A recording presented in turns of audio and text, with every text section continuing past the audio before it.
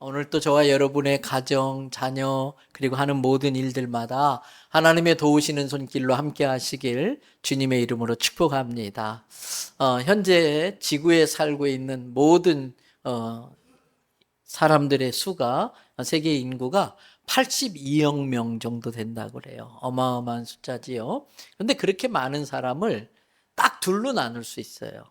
딱 두 종류로 나눌 수 있습니다. 하나님을 믿는 사람과 하나님을 믿지 못하는 사람, 이렇게 둘로 나눌 수 있습니다. 여러분, 프랑스의 유명한 철학자 파스칼이 이런 이야기를 했습니다. 하나님이 없다고 하는 사람은 미련하고 멍청한 사람이고, 하나님이 있는지 탐구하는 사람은 평생 고민만 하는 사람이고, 하나님을 믿는 사람은 행복한 사람이다.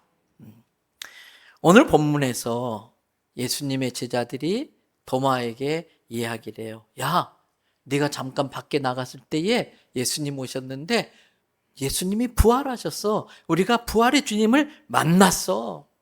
그랬더니 도마가 대뜸 하는 이야기가 오늘 본문 25절이에요. 거기 보니까 도마가 이르되 내가 그의 손에, 예수님의 손에 못자국을 직접 눈으로 확인하고 내 손가락을 그 못자락에 넣어보고 옆구리 뻥 뚫린 구멍에 내 손을 넣어보기 전까지는 난 절대 믿지 않을 거야.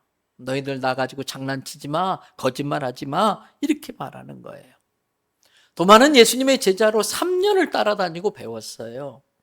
보리떡 5개에 물고기 2마리로 5,000명을 먹이는 그 기적의 현장에서 도마는 떡을 나누어 주고 물고기를 나누어 주는 일을 직접 했던 사람이에요.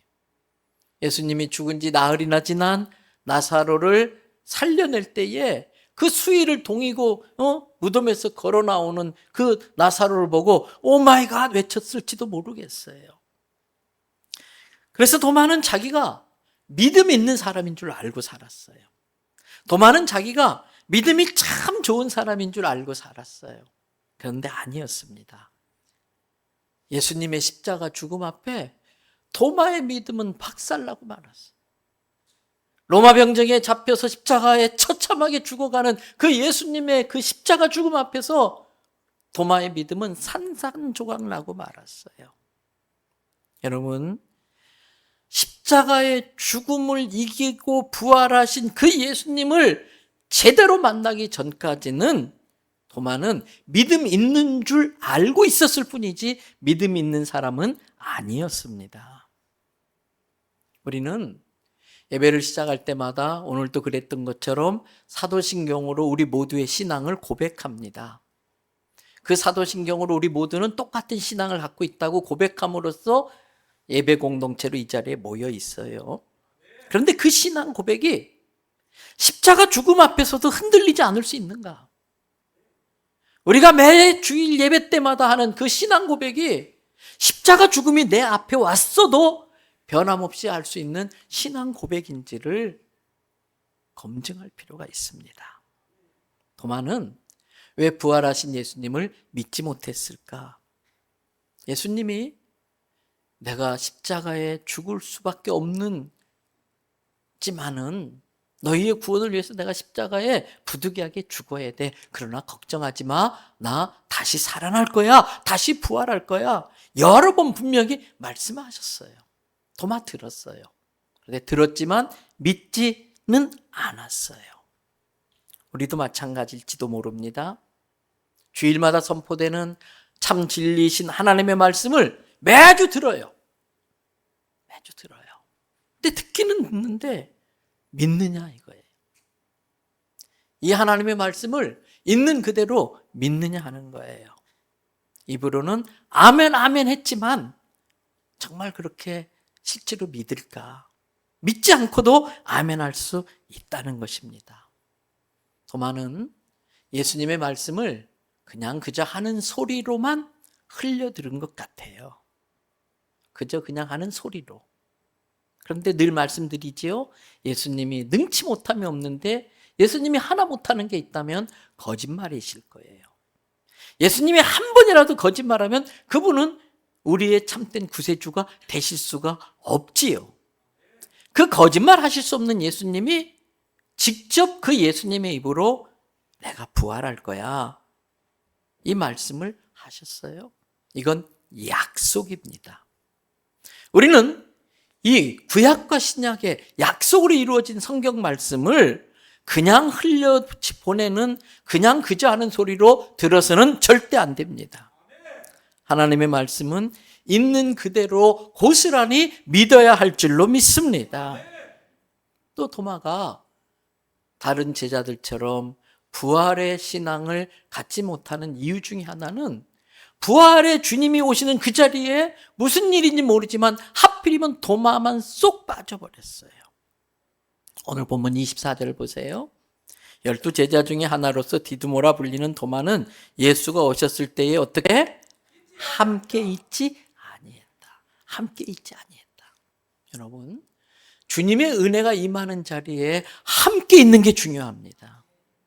하나님의 은혜가 임하는 그 예배의 자리에, 축복의 자리에 절대 빠지지 않고 함께 있기를 축복합니다. 오늘 도마는 부활의 주님이 임재하시는 그 자리에 함께 있지 못하기 때문에 그의 믿음이 온전한 믿음으로 설 수 없었던 것입니다. 여러분, 그런 도마에게 예수님이 오셔서 도마야, 왜 이렇게 의심이 많아? 여기 내 손 한번 좀 봐. 못자국 보이니? 너 손가락 네가 말한 대로 한번 넣어봐. 넣어보고 싶으면 여 옆구리 너가 말한 대로 네 손 한번 넣어봐. 그 예수님의 말씀 앞에 도마가 그냥 주저앉아 버려요. 그리고 했던 도마의 고백이 오늘 설교의 제목이 된 28절이에요. 우리 같이 도마가 된 심정으로 함께 고백해 보겠습니다.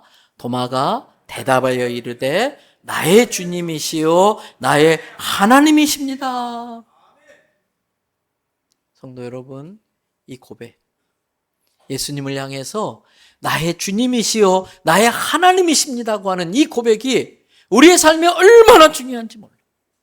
이것이 우리의 과거, 현재, 미래의 삶을 극명하게 갈라놓습니다. 천국과 지옥으로 갈라놓습니다. 생명과 죽음으로 갈라놓는 것입니다.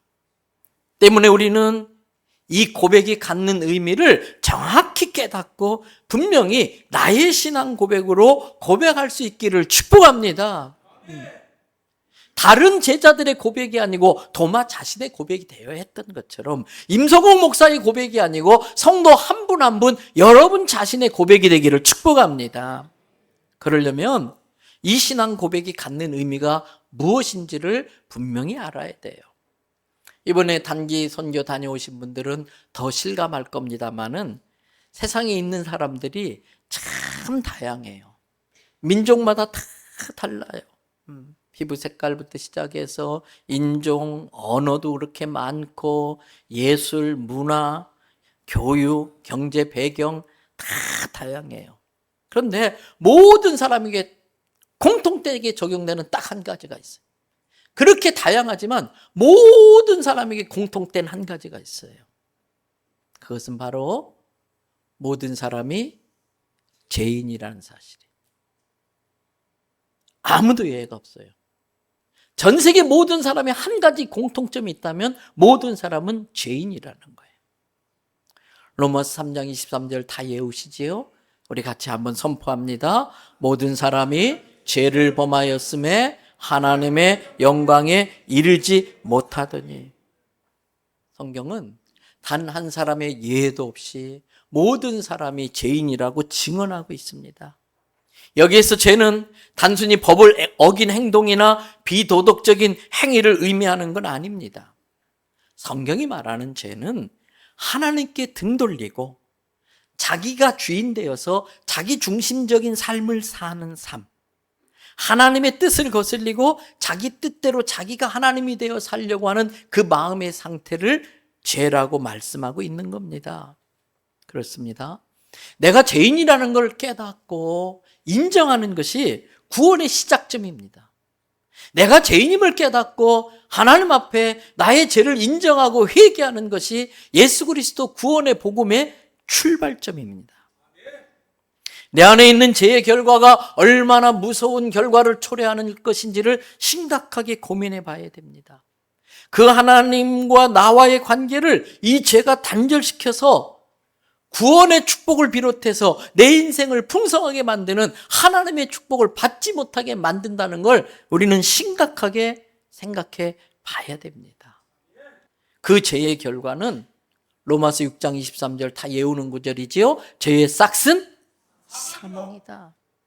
근데 여기에서 사망은 육체적인 죽음은 말할 것도 없고 하나님과의 내 영혼의 단절을 의미하는 거예요. 하나님과 내 영혼이 영원히 분리되는 것을 둘째 사망, 성경은 이것을 지옥이라고 말하고 있습니다.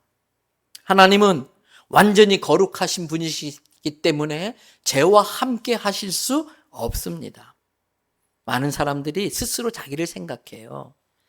내가 선행을 나름대로 좀 하면서 살고 있다. 내가 종교 활동을 열심히 하고 있고 도덕적으로 큰 문제가 없으니까 나는 죄가 없는 걸로 생각을 하고 있어요. 그런데 그건 큰 착각입니다. 로마서 3장 10절에 뭐라고 그랬습니까? 의인은 없나니? 하나도 없다. 의인은 없나니 하나도 없어요. 내가 예배에 꼬박꼬박 나오고 적당히 헌금도 드리고 적당히 봉사도 하고 나 정도면 구원받지 않겠어? 스스로 그렇게 구원받은 줄로 믿고 있는 건 아닌지 내가 갖고 있는 구원의 확신이 십자가 앞에서도 흔들리지 않는, 십자가 죽음 앞에서도 변질되지 않는 그러한 구원의 확신인지를 점검할 필요가 있습니다. 구원의 방법은 딱 하나입니다. 그래서 하나밖에 없기 때문에 그것을 유일한 길이라고 말합니다. 유일한 방법이라고 말합니다. 그게 뭡니까? 이미 우리가 외우고 있는 말씀 로마서 5장 8절 다 같이 암송해 봅니다. 우리가 아직 죄인 되었을 때에 그리스도께서 우리를 위하여 죽으심으로 하나님께서 우리에게 대한 자기의 사랑을 확증하셨느니라. 우리가 죄에서 구원받을 수 있는 유일한 방법이 있다면 예수 그리스도의 십자가 죽음과 부활을 통해 우리에게 나타난 하나님의 사랑밖에 없는 줄 믿습니다. 하나님은 나 같은 죄인을 구원하시려고 자기 독생자 아들을 사람의 몸을 입혀 이 세상에 보내셨어요. 예수님은 완전한 하나님이시자 완전한 인간이시로 이 땅에 오셨습니다. 그분은 완전한 인간이시기 때문에 죄 없는 삶을 사셨습니다. 그래서 우리의 죄를 대신 치룰 수 있는 유일한 자격을 갖추셨습니다. 십자가에서 예수님이 마지막 숨을 거두면서 하신 말씀이 요한복음 19장 30절입니다. 거기서 예수님이 뭐라고 그랬어요? 노란 글씨로 나오지요? 다 이루었다. 다 이루었다. 내 죄의 값을 예수님이 십자가에서 자기 생명으로 대신 갚아줌으로써 내 죄값이 다 치루어져서 구원에 필요한 모든 값을 다 지불했다. 다 이루었다. 그런 뜻입니다. 때문에 십자가는 로마의 수치스러운 사형틀도 아니고 비참한 죽음의 현장도 아니고 하나님의 사랑과 하나님의 공의가 동시에 만족되는, 하나님의 사랑과 하나님의 공의가 충돌되는 현장이 아니라 동시에 만족되는 하나님의 사랑의 완성체가 십자가인 줄로 믿습니다. 사랑하는 성도 여러분, 나는 예수님의 십자가 죽으심과 부활하심만이 나를 구원할 유일한 구원의 방법이라는 걸 믿으십니까? 예수님만이 나를 구원해 주시는 유일한 구세주이심을 믿습니까? 그래서 사도행전 4장 12절은 단언합니다. 다른 이로서는 구원을 받을 수 없나니 천하 사람 중에 구원받을 만한 다른 이름을 예수 외에는 준 적이 있다 없다? 없어요. 세상의 모든 철학과 모든 교육과 모든 종교는 인간이 하나님께 나아가려고 하는 몸부림이에요. 세상에 존재하는 모든 교육, 철학, 모든 예술 활동, 모든 행위는 인간이 구원받기 위해서 하나님께 나아가려고 하는 노력의 산물이에요. 기독교만이 유일하게 하나님이 인간에게 오셨다는 걸 이야기하고 있어요. 왜? 피조물인 인간이 하나님께 나아갈 수 없고 죄인인 인간이 거룩한 하나님께 나아갈 수 없기 때문에 은혜가 뭡니까? 찾아와 주신 거예요. 그래서 찾아와 주신 거예요. 유치원 다니는 애 보고 헤엄쳐서 건너오라고. 그건 은혜가 아니에요. 네가 좀 노력하면 돼. 네가 연습하면 돼. 그건 은혜가 아니에요. 그렇게 해서 건너온들 그건 공로예요. 은혜는 너 힘으로 못 건너오는 거 알아. 그리고 가서 안아가지고 오는 게 은혜예요. 한 등산객이 산을 가다가 험한 절벽에서 그냥 발을 헛디뎌 떨어지게 됐어요. 그러다가 얼떨결에 절벽에 이렇게 자라고 있는 나무가지를 하나 붙잡은 거예요. 근데 시간이 좀 지나니까 힘이 빠지고 그러면서 나무 뿌리가 점점 뽑히려고 하는 겁니다. 다행히 그때 위에서 구조대가 와가지고 튼튼한 밧줄을 내려주면서 이 밧줄을 붙잡으세요 그랬어요. 근데 이 등산객이 그 밧줄이 내 몸무게를 지탱해 줄 만큼 저는 못 믿겠습니다. 그리고 안 잡아. 그 밧줄이 내 몸무게를 지탱할지 내가 어떻게 믿습니까? 못 믿겠습니다. 안 잡아. 결국 떨어져 죽지요. 믿음은 예수라는 밧줄을 붙잡는 거예요. 혹시 나는 예수님의 다른 밧줄을 붙잡고 구원받기를 기다리고 있는 건 아닌지. 그렇다면 얼른 오직 나를 구원할 수 있는 예수 밧줄을 붙잡아야 할 줄로 믿습니다. 에베소서 2장 8절은 이렇게 말합니다. 너희가 그 은혜에 의하여 무엇으로? 믿음으로 말미암아 구원을 받았으니 누구예요? 예수 그리스도의 밧줄을 믿는 그 믿음으로 구원을 받았다니 이것은 너희에게서 난 것이 아니고 뭐다? 하나님의 선물이다. 구원은 내가 만들어내는 게 아니고 선물처럼 받는 거예요.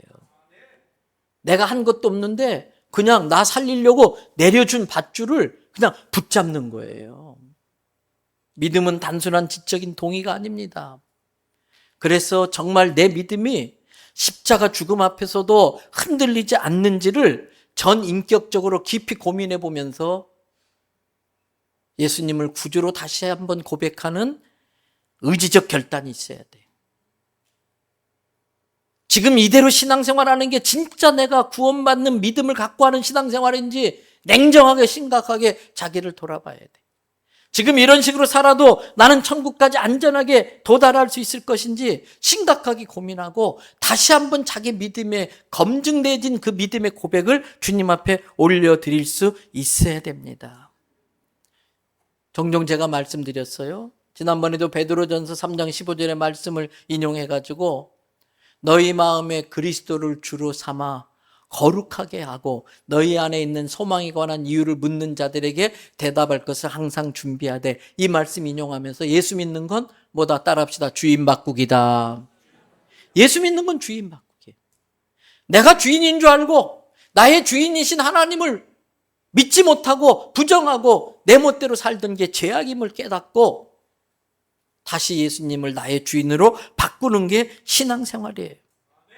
혹시 내가 예수님을 단순히 그때그때 필요하면 불러 쓰는 알라딘 램프 문지르면 나오는 지니처럼 예수님을 생각하고 신앙생활하는 건 아닌지 심각하게 자기를 살펴야 됩니다. 나는 지금 예수님이 내 삶의 주인이라고 고백은 하지만 실제 삶에서 주인의 권리, 주권을 주님께 양도해 드리고 그때마다 나의 주인이신 예수님, 이럴 때 어떻게 해야 됩니까? 주님의 뜻을 물으면서 하루하루 살아가고 있는지 내 자신을 살펴야 됩니다. 로마서 10장 13절 잘 아는 구절이지요. 누구든지 주의 이름을 부르는 자는 구원을 받으리라 그랬어요. 구원은 내일로 미룰 수 있는 일이 아니에요. 오늘이 바로 구원의 날, 라스트 찬스, 마지막 기회. 구원은 여러 종목 중에서 사다선지처럼 여러 종교 중에서 하나 고르는 게 아니에요. 생명과 죽음, 천국과 지옥을 가르는 유일한 예수 그리스도를 이 시간에 선택하는 게 구원이에요. 유명한 타이타닉호의 침몰 사건을 아실 겁니다. 많은 사람이 죽었어요. 그런데 그렇게 많이 죽지 않을 수 있었어요. 이 타이타닉이 첫 취항을 하면서 건방 떨었잖아요. 신도 2배는 침몰시킬 수 없다. 첫 번 취항에 내걸었던 플랜카드가 그거예요. 신도 2배는 침몰시킬 수 없다. 근데 첫 번 항해에 별것 아닌 빙산에 부딪혀서 배 밑에가 찢어졌어요. 그때 사람들이 빨리 구명정을 옮겨 타라고 막 했는데 많은 사람들이 아이고 저 정도 구멍 정도는 충분히 감당돼요. 조금 있으면 이 배가 안정될 겁니다. 그리고 구조선으로 옮겨 타지 않았어요. 순식간에 배가 기우뚱하면서 물에 빨려 들어가는데 그때서 사람들이 살려고 배에서 막 그 찬 얼음바다에 뛰어내려서 많은 사람이 그렇게 죽었어요. 라스트 찬스, 구명정으로 옮겨 탈 수 있는 그 찬스를 무시해버린 거예요. 괜찮아, 좀 있으면 나아질 거야, 이 배가 안정을 찾을 거야, 거짓말에 속은 거지요. 스스로 자기를 그렇게 체면 건 거지요. 아닙니다. 기회를 놓치면 안 돼요. 지금 예수 그리스도를 다시 한번 나의 주인으로 초청하고 예수님이 나의 주인 되심을 고백해야 할 줄로 믿습니다. 이제 말씀을 마무리하려고 합니다. 오늘 본문에 나오는 도마를 통해 더 큰 믿음이 무엇인지를 알 수 있어요. 도마는 MBTI 성격 검사로 본다면 제 생각에 아마 슈퍼 T 같아요. 다 따져봐야 되고 계산해야 되고 자기가 확인해 봐야 되고. 그러나 자기가 그렇게 확인한 것에 대해서는 확실한 믿음을 가지고 사는 사람이었던 것 같아요. 자기를 다시 찾아와 준 게 은혜잖아요. 네 손을 구멍에 넣어봐라. 그 말 앞에 도마가 풀썩 주저앉아 버려요. 그리고 내가 죄인입니다. 그리고 고백한 게 나의 주, 나의 하나님. 그 다음부터 도마는 확고부동한 믿음을 가지고 그의 사명을 위해 갑니다. 제가 총회장 때 갔던 도시가 인도의 첸나이라는 도시예요. 그 도시에 도마의 무덤과 순교터가 있어요. 도마는 그 당시, 지금도 먼 길인데 2000년 전 예루살렘과 인도가 얼마나 먼 길입니까? 도마는 오직 예수 그리스도의 복음 하나를 전하겠다는 그 사명을 가지고 인도까지 가서 복음을 전하다가 복음 때문에 불에 타 죽는 순교를 합니다. 사랑하는 성도 여러분, 저는 우리의 믿음이 다시 한번 검증되고 그러한 불로 태워 죽이는 십자가 죽음 앞에서도 흔들리지 않는 견고한 신앙 고백으로 다시 서야만이 이 많은 짝퉁이 많고 유혹이 많은 이 세상에서 끝까지 믿음을 지키고 천국까지 가야 할 수 있을 줄 믿습니다. 저에게 제일 큰 책임과 저의 제일 큰 부담감은 우리 교회 성도들을 한 명도 지옥 보내지 않고 다 천국 보내는 거예요. 그래서 잘 아는 내용이지만 제가 1년에 몇 번은 꼭 이 복음 설교를 합니다. 올해 하는 설교 중에 오늘의 설교가 제일 중요한 설교일지 모르겠어요. 바램과 믿음은 다른 겁니다. 바램은 이렇게 되면 좋겠다라는 거라면 믿음은 믿습니다입니다. 우리의 바램이 믿음으로 바뀌기를 바랍니다. 그래서 우리의 기도가 소원을 고백하는 기도가 아니고 믿음을 고백하는 기도. 주님, 저는 이 시간 이후로 이 성경의 말씀을 있는 대로 믿습니다라고 바뀔 수 있기를 바랍니다. 그래서 오늘 도마가 예수님께 들었던 이야기, 믿음 없는 자가 되지 말고 믿음 있는 자가 되라는 이 말씀이 내게 주시는 축복의 말씀이 되어지기를 축복합니다.